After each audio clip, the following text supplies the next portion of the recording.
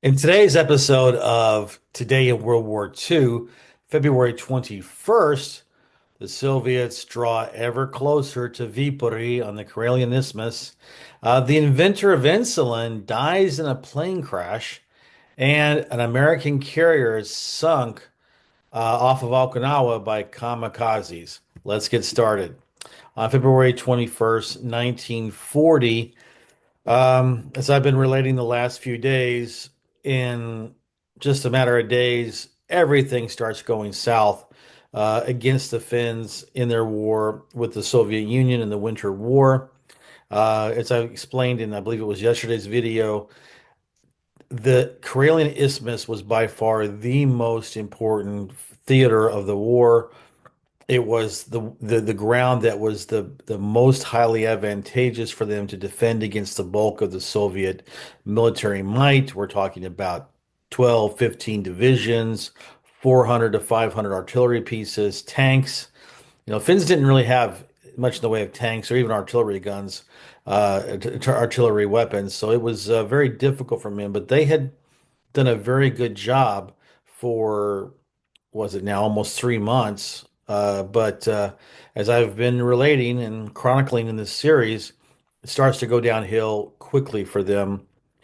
Just to recap, the Soviets finally got smart, focused their tanks, artillery, and their divisions on one sector and pounded that as much as they could. Once they broke through the Mannerheim line, the rest of the line crumbled. The Finns retreated about 5, 6 miles to a new line. They called it the V line, but it wasn't nearly as equipped. Not certainly not to handle that kind of military might the Soviets were throwing at them right now, and it was starting to get overwhelmed as well. Uh, they penetrated the line in multiple places, and now they were beginning to move towards Viipuri, which was the provincial capital of the Karelian province in Finland. And as I said in yesterday's video, once they got past Viipuri, then they were in Finland proper, wide open, roads going everywhere. It was going to be extremely difficult, if not impossible, to stop the Soviets there. So things were getting very dire for the Finns at this point of the war. It will be dire for me in my heart if you do not click the subscription button, subscribe button, and the bell that will allow gives permission for YouTube to send you notifications about when I drop a new video.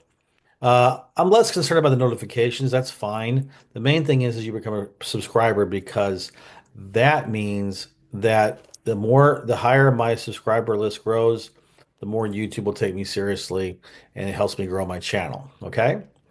On February 21st, 1941, it's a very tragic case here.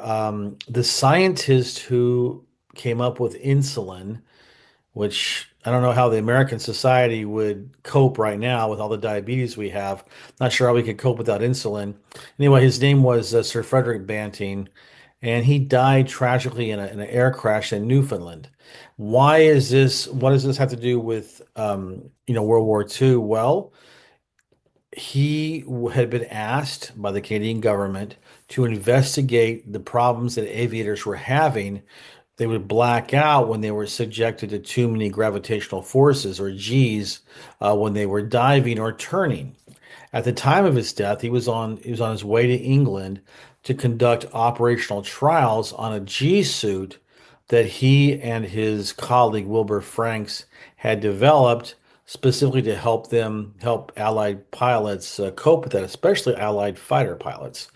Unfortunately, he died before he could make it to England, and you always wonder what the world lost with the death of such a genius scientist. So, it just was a sad day. And that's why I put that in there because he was working to help Allied Air Forces become better. Because as you know, in a dogfight, if you can turn more narrowly than your opponent can because you've got a G suit and he doesn't, well, then you're going to be able to outturn him and get on his tail and shoot him down. So, from a military point of view, absolutely had to do with World War II, and I wanted to include that as one more mosaic in this thing I'm putting together that, little pieces mean nothing, but you put them together and you see the entire picture.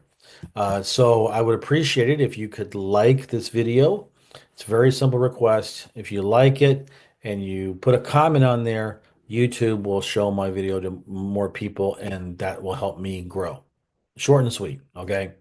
And on February 21st, 1945, United States carrier, the Bismarck Sea, was sunk by kamikazes.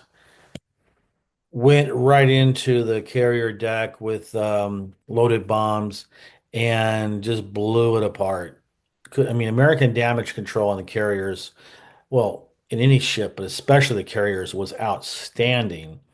There were many cases in World War II, especially early in the war, where uh, I mean, the Japanese thought they had sunk the Yorktown at least four times because after their attacks, they felt for sure that there's no way that that carrier could survive their attack.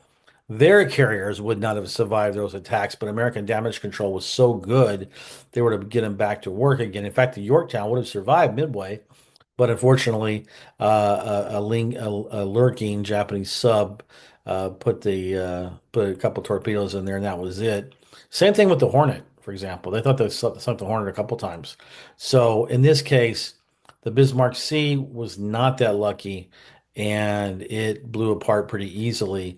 Kamikazes, the Japanese did more damage with the kamikazes than they did the entire war on the naval front. So meanwhile, here we are, in February 25th, excuse me, 21st of 1945.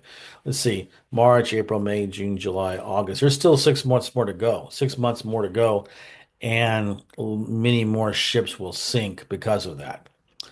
Well, that's a short video for today. I thank you for watching, and I can't wait to get another one for you tomorrow.